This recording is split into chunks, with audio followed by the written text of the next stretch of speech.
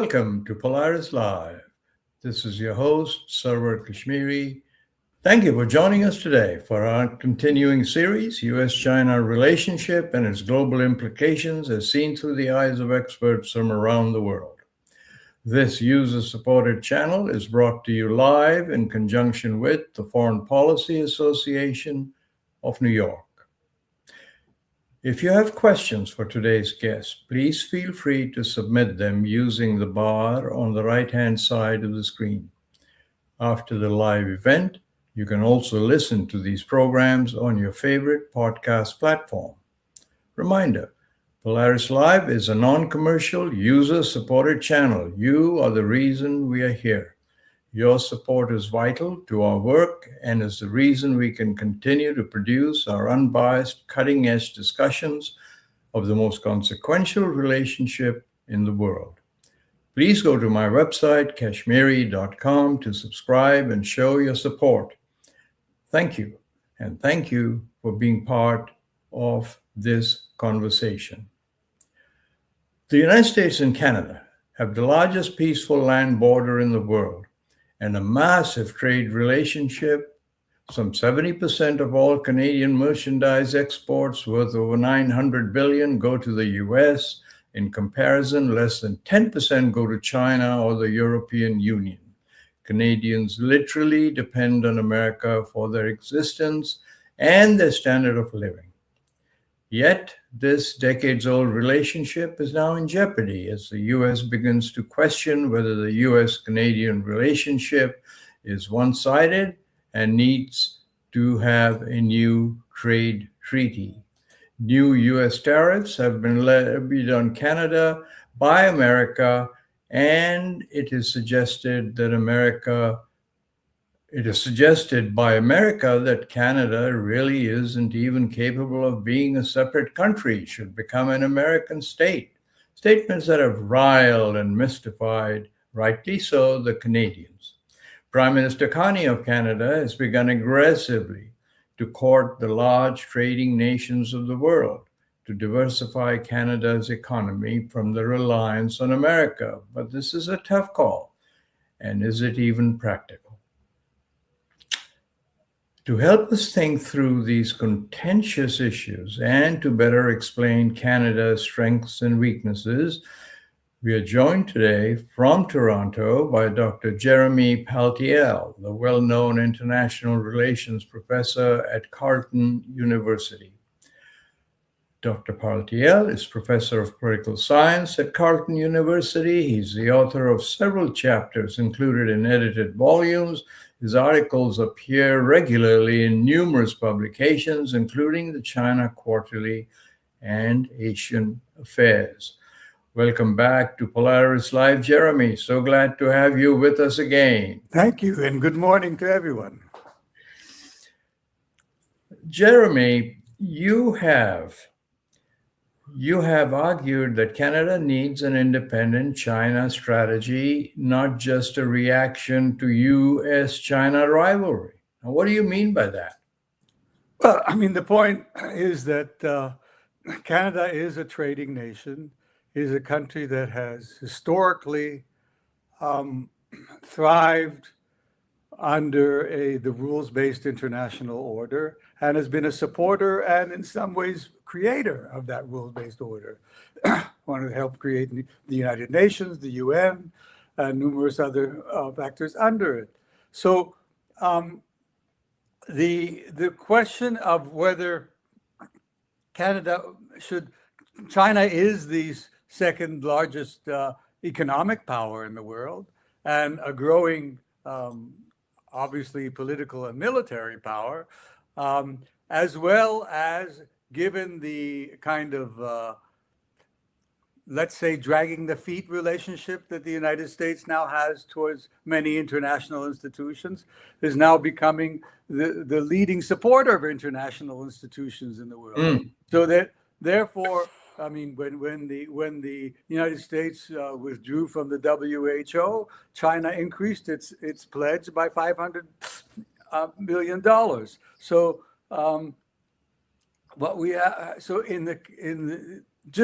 simply from the perspective of supporting international governance, and in our own interest, we need to at least have a decent relationship with China so we can cooperate on continuing to maintain a rules-based international order.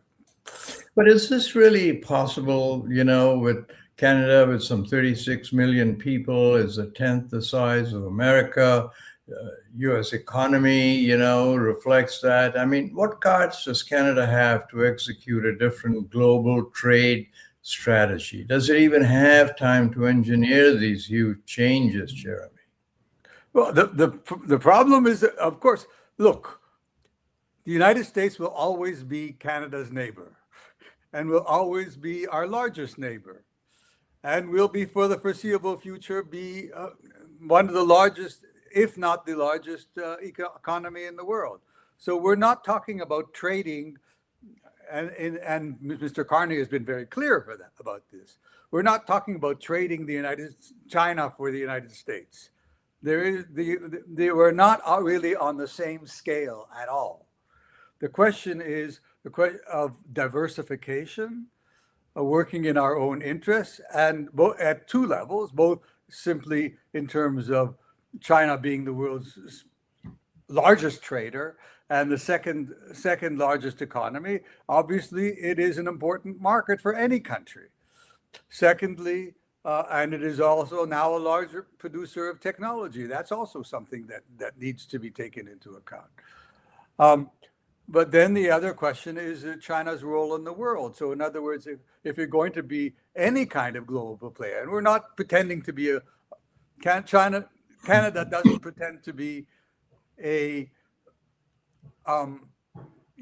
great power. We are a middle power. And as a middle power, we have a significant weight, but not enough to shift the scales on our own. So what middle powers do, and this has been Canada's philosophy at least since the Second World War, is to cooperate with other powers in order to achieve our results. And we were just a steadfast believer in multilateralism. And if the United States no longer is a great multilateral player as it was in the past, we will continue, as Mr. Carney has made it very clear in his notion of a variable geometry, to cooperate and network with other like-minded middle powers in order to sustain the kind of world we believe in, what he calls principled realism. Now, listen, just coming down to an issue that everyone's thinking about is this key trade agreement between Canada and the United States, so-called USMCA agreement that replaced NAFTA, which is up for renegotiation. President Trump is not sure he will renew it, yet Canada's ambassador to the US says Canadians shouldn't really focus on this because even though discussions lead nowhere, the agreement will renew for another decade. So what is correct here? Look, it's been clear that the Trump administration and the trade negotiators would like us to, in some sense, give up things up front. And Canada is only interested in true negotiations where there's give and take. And if it's only give and not, or take and no give, then Canada is resigned, if you like, or at least happy to stay within the current framework. Other countries, have reached agreements with the United States where they have given up tariffs to the United States, to Great Britain, the EU, and Canada is not doing that. And Canada will not do that. So that we're sticking to our plan in the notion that the current agreement is still good for the United States. The National Association of Manufacturers in the United States does not want the USMCA to go down. And so the United States can, with 6 months' notice, withdraw from the USMCA, or CUSMA as we call it, we're thinking on balance of probabilities, the United States will probably not withdraw. And though we're willing to negotiate improvements of some kind and around the edges of it, Canada is not willing to give up things up front, nor do we want to weaken the legal basis of our trade relationship, which is the most important trade relationship to us. So Well, that's where what Canada and okay, let's be frank here. If indeed, as we calculate, the current trade relationship is also in favor of the United States in many, many ways. The big three automakers like it. They're able to, that enables them to move cars and parts across North America, to use Mexican labor, etc., as well as Canadian advantage of the Canadian market. If indeed it is, and if we're talking about 6 months, that's after the midterm elections. So we're talking, we think that time is actually on our side in terms, okay, and July 1st is only a paper deadline in terms of whether the renewal one. So if July 1st passes and there's no renewal, then the agreement stays as it is for the next 10 years. The United States decides to withdraw from it. Then Mr. Trump will have to face the U.S. Congress, and there are members of Congress who say that the president alone cannot abrogate the treaty because this is a treaty which the Senate has agreed to, and therefore it would require congressional approval in order to go down. So that those are stakes which Canada is, it sounds like a high stakes game, but I think we think that we have the marbles on our side. Well, let's leave it that way, and we'll pick it up if we are lucky enough to have you some way down the road. But listen, I want to tack to the recent Beijing-U.S. summit, I mean, there's Washington negotiating with China. There's no input from Canada or the other countries that are, Mexico even, that are part of all this. And I mean, where does all this leave Ottawa if you guys aren't even in the negotiations? Look, as Canadians and as most other observers, the most important thing is to see a stable relationship between the United States and China. If the two largest powers in the world don't get along, that's bad for everybody. So, insofar as this summit concluded with a stable relationship, and Mr. Xi Jinping actually gave it a name, stability. But the whole idea of a stable relationship, that's good for the United States, it's good for China, and it's also good for the world. Of course, within that, there are some wrinkles that may not be so good for us. If, for example, the United States and China agree to some kind of managed trade agreement in which there are specific targets that China has to meet in order to buy, for example, American agricultural products. In agriculture, Canada and the United States, in some sense, are competitors in the Chinese market for things like right. And so, therefore, if China agrees to buy more American goods, that might mean less Canadian agricultural exports. So we're not necessarily happy about if that happens, although these things have not yet the details of these have not yet been negotiated. And then we'll have to see about that. And again, on the question of whether the wind, at least from Washington, they haven't said so explicitly, but it's a kind of zero-sum thing. If you want a better relationship with Beijing, you have a worse relationship with us. If you do more trade with us, than you do. And there have been some grumbles about Canada's agreement to buy a set number up to 49,000 EVs from China. And you may have seen that Mr. Carney on the margins of the G7 was talking to Mr. Trump about that, and says, look, 49,000 is 49,000. It's less than half of a percent of the Canadian market, and that's a hard cap. So we're not talking. We're not talking about a juggernaut of Chinese EVs taking over the game. What we do want is a market for EVs because we are interested in an energy transition, right, and perhaps access to Chinese manufacturing technology and EV technology to bring some of that in Canada, to bring it to Canada. We are interested in that. There may be some differences between Canada and the United States on that, but what we do in our own market with cars that we buy, I think should be mostly our business. Well, listen, soon after the summit, right, in Beijing, the U.S.-China summit, China's Foreign Minister Wang Yi made a rare into Ottawa.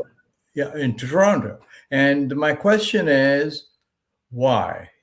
There obviously must be some cards that China has, raw minerals or whatever that are not so of much. interest to China beyond what it can get from America. So talk a little bit about the cards that China has. Why would the foreign minister make the visit to Ottawa, aside from the fact that he may just want to open up the rift between the two? Just talk about that, will you, Jeremy? You're one of the most knowledgeable people there. And what are the vibes?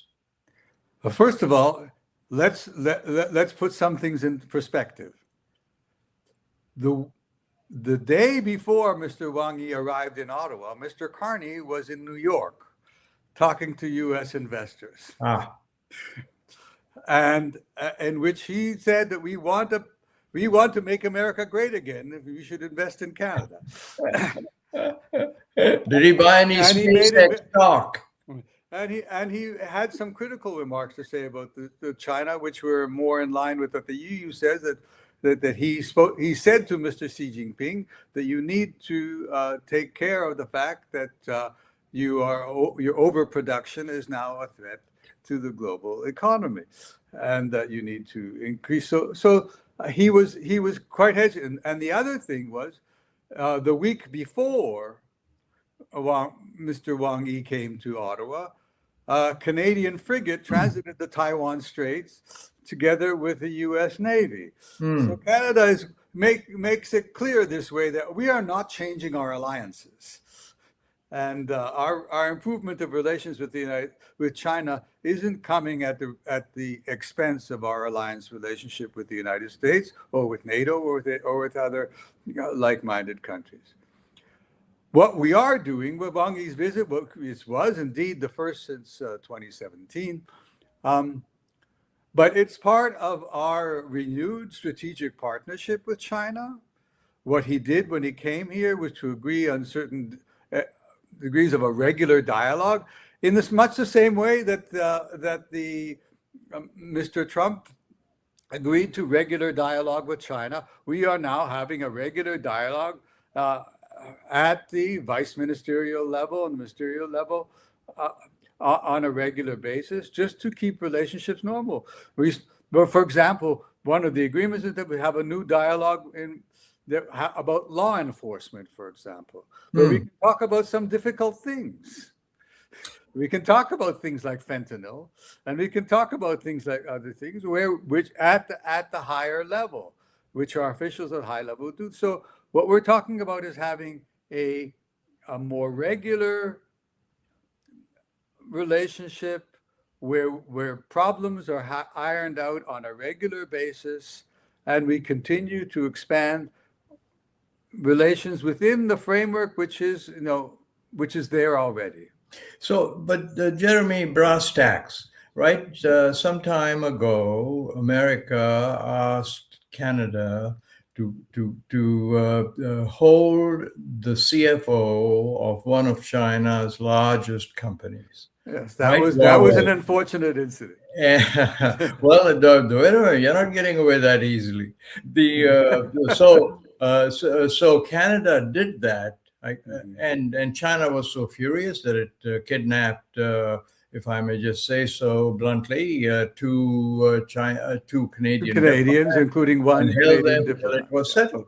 Now, a lot of people say, well, this was Canada doing what Uncle Sam said, go do. When America says jump, Canada doesn't say, Canada says, how high do you want me to jump? Do you think that that relationship, if that event were to occur now, No, would be in the same way? no. First of all, actually, the truth of the matter is that the detention of Meng Wanzhou did not occur as a kind of favor to Washington. The Canadian officials at that time saw this as a routine matter of law enforcement relationship between Canada and the United States. Other countries might not have done the same thing, I agree. And maybe today Canada would not do the same. But at the time, that was how it was perceived at the moment of the detention. And then it became a much larger issue, and it was. I think today Canada would be more circumspect in with both countries, and if we saw that something was not in our interest, we would actually we may not do it, and if it was legally defensible. So I think that let's be very clear. Our relationship with the United States is strong, and we do not want to weaken it. Our relationship with China is improving, and we would like to normalize it. And we would like to have a decent relationship, but they're not on the same scale. And if you look, for example, Canada is raising its defense spending by a very large margin. And much of that is devoted to defending the Arctic and continental defense. So in other words, we are steadfast partners in defending the North American continent. And we in some ways are implicitly acknowledging that we haven't done our job in the past, but we are determined to do our job in the future. So their listeners should know that basically the bedrock issue of defense of the North American continent is one which we take very seriously and which we are partners in with the United States without any question. Well, I was going to come to the defense set of issues, right? I mean, if you look at threats to Canada, where do you think the biggest security defense threat comes from? Well, I would say, obviously, there's this the threat we never imagined, of course, was one of annexation by the United States. And but we are hoping that this is, a kind of whim rather than a strategy. And although, I mean, with respect to one of our near neighbors, Greenland, the issue is much more serious. And we are neighbors to Greenland. We are NATO partners of Denmark. So that is a new kind of, but in fact, what has happened since the Russian invasion of Ukraine is with the addition of all the Nordic countries to NATO, the Arctic, which is one place where Russia plays a big role, is one area, and which China has ambitions in, is one area in which we can cooperate not just with the United States, but with all our NATO allies in the north, and we've substantiated this in a very serious way, not just in terms of verbal commitments, but in building and new capacity in Arctic patrol vessels, now looking to acquire new submarines, and in technology agreements with Sweden, with Finland, and potentially also with Norway, in terms of defense. So, in other words, this is not just a flash in the pan or a verbal commitment, a lip service that we've done in the past. This is now actually deeply embedded into our industrial and defense commitments. Listen, quick question. Should you think Canada build nuclear weapons? No. And we were part of the Manhattan Project, but we never. But we made a decision early on that we would not ever acquire nuclear weapons. Ever. Well, I mean, there's no statement of that, but that was the we had the chance. We took a pass. Okay. And also in terms of the submarine, we want submarines that will operate under the ice, but not nuclear submarines. So we've taken a different path from the Australians, for example, on that.